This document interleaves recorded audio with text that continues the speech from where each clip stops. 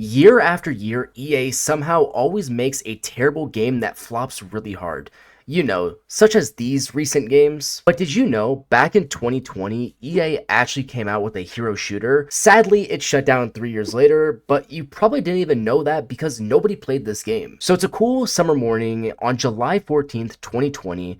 This is the peak pandemic, so everybody is at home, and EA decided to drop a new hero shooter called Rocket Arena. Rocket Arena was your typical generic hero shooter, but kinda different a little bit. So Rocket Arena was a 3v3 third-person shooter, and here's a quick synopsis on the game. The player uses a rocket launcher as their main weapon and collect items on the map. Instead of a health system, the game features a blast meter that fills up when you get hit by rockets or other players. A full meter causes the player to fly out of the map upon next hit. So it's kind of like Super Smash Bros, where like you're fighting and then once you're at like 120 health, you get yeeted out of the map. On launch, this game featured 10 maps, 10 playable characters, and 4 unique game modes. Some of the heroes were Blastbeard, which had cannons as weapons, or Gant, who had rapid fire rockets and a leap. It also had some really cool maps like Ruin City, which was an Azteca temple, or Icefall Keep, which was a city covered in ice. And finally, the game modes were kind of unique. It had Knockout, which was your typical TDM style mode,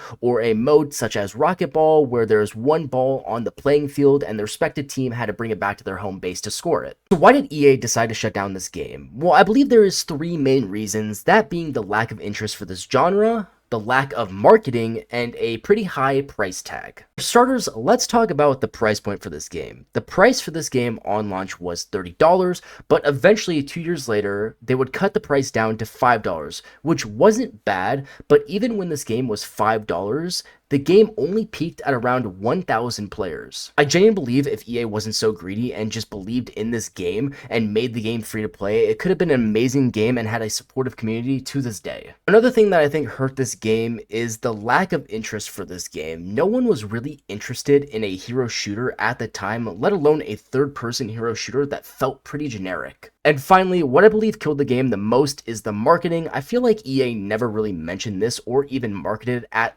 any point in time, thus no one even knew about this game. So after 3 years of no player growth for the game, EA quietly delisted the game on November 18th, 2023 and shut down the game and all its servers on March 21st, 2024. But before I end the video, I want to give you guys some fun facts about the people that worked on this game. Final Strike Games actually was the team that helped with Halo 5's multiplayer, and now they are working on a game called Project Z, which is under the Epic Games umbrella, so I'm kind of excited to see what that game is going to be like.